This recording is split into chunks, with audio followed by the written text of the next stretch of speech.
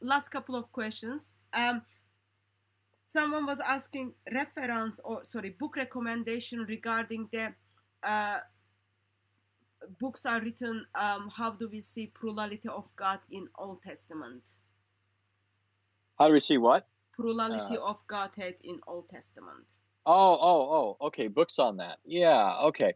So I've over the years, a lot of what I will say on the subject, I pulled from just a number of, all kinds of sources, right?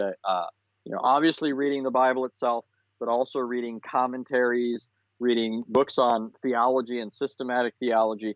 So you're not going to find a book that discusses all of this in one place, and we'll often have to, grab a number of books. But if I was to give you just a couple of recommendations that I think are really good, one would be Robert Morey's book, which is called The Trinity, Evidence and Issues, right? And he has a very good section there on the Trinity in the Old Testament. I would, there are also great books on the angel of the Lord. Some of these are probably harder to get. But one, actually, it's very useful if you can get this. But there's a scholar by the name of E.W. Hengstenberg. He wrote a 3 volumes, I believe it is, on the Messiah in the Old Testament. And in that, he's dealing mostly with messianic prophecies, but he has a very lengthy section, I think it's about 100 pages, on the angel of the Lord. So those are 2 sources I would recommend. But if you pick up any good book on the Trinity, now here I have to issue a caveat.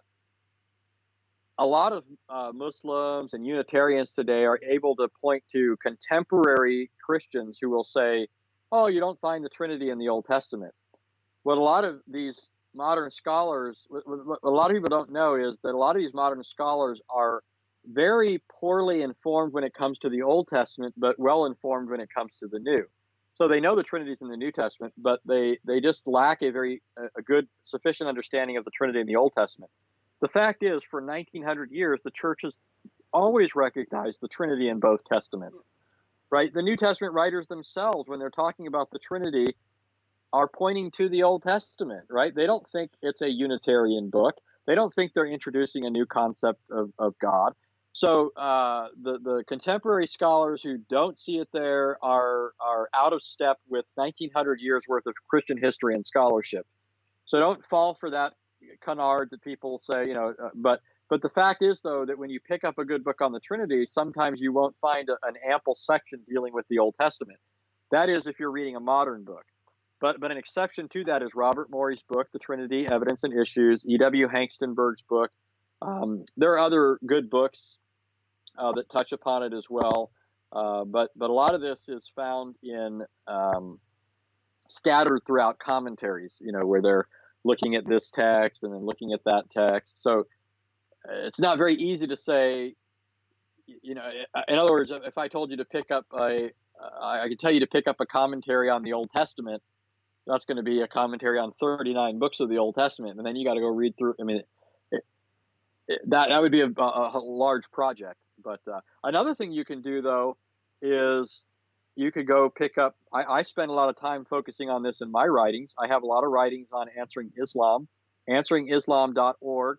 If you look for my section, if you scroll down on answeringislam.org, where it says individual authors in the left-hand column, then you go there and you look for my name. There will be 50 names there, and then it'll have my name as one of them.